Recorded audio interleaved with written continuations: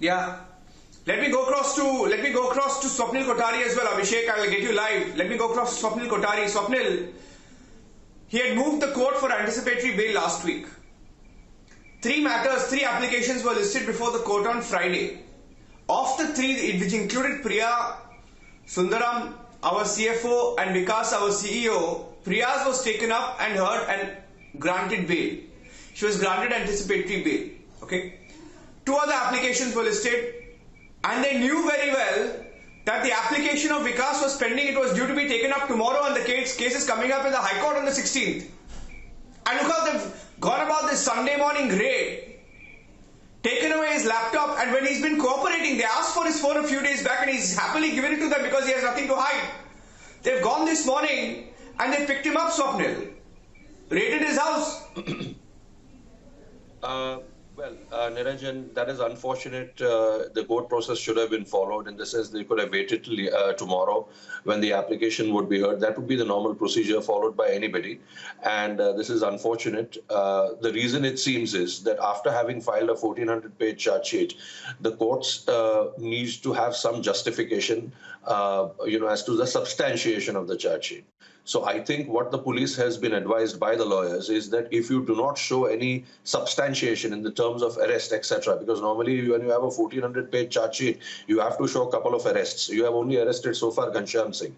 So this is another arrest, which is unfortunate that this has happened, because knowing fully well that the anticipatory bail is there. So what the police is trying to show is that there is some sort of a merit in our charge sheet. And that is the reason why we have done so. I would be very interested in knowing what are the charges which are leveled. What I mean is, what are the sections that have been leveled on Vikas Khanchandani?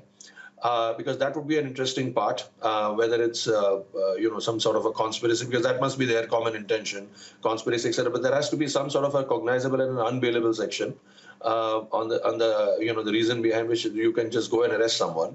And tomorrow, when the hearing comes up, I don't think this arrest will have much merit. I think you should get the bail straight away. But now the question of anticipatory bail doesn't arise. So you will have to then move a regular bail application before the court, because now the whole purpose of anticipatory bail has been defeated because the person has been arrested.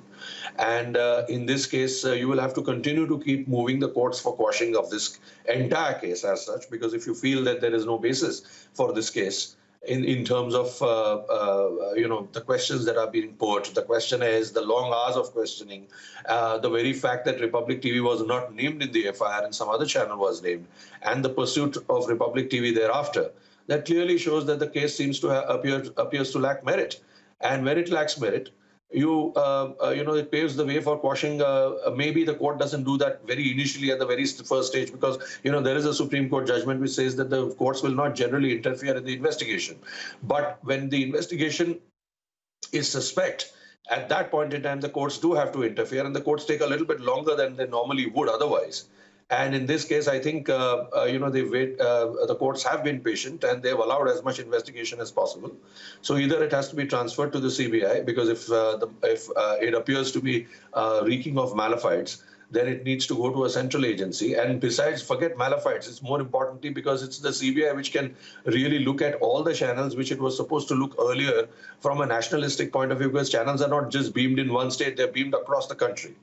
So that is one aspect that the courts have to look at, merely from terms of feasibility. And secondly, as far as this case is concerned, with regard to Republic TV, I think they need to really take a call one way or the other.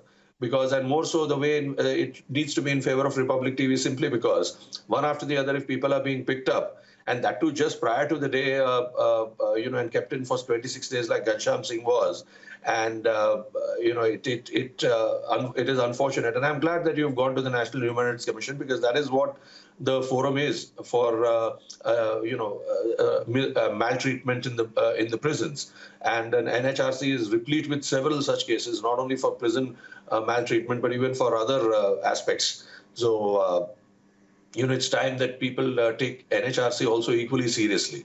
So this is a good thing that it's done, because NHRC seems to be always pretty much, in the background, given that the courts get so much media attention. Yes. Swapnil, now as far as this entire case, let me tell you another big development. Ghanshyam Ghanshyam was released exactly 7 days ago. It was a Sunday morning. We were here last week and he spoke in great detail to Arnab, detailed the custodial torture, and we moved the National Human Rights Commission as well. And the matter has been taken up by the National Human Rights Commission. The entire investigation of the Mumbai police is further under cloud. Not just a fake case, but the methods of investigation.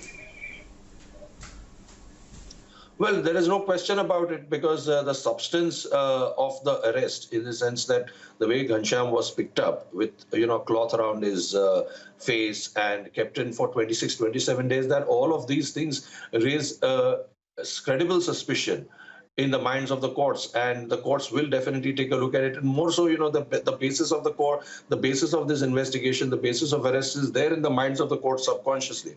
But but then the court has to go beyond that. The court has to say, okay, what are the charges? Let's forget the malice, the malafide, the reprisals.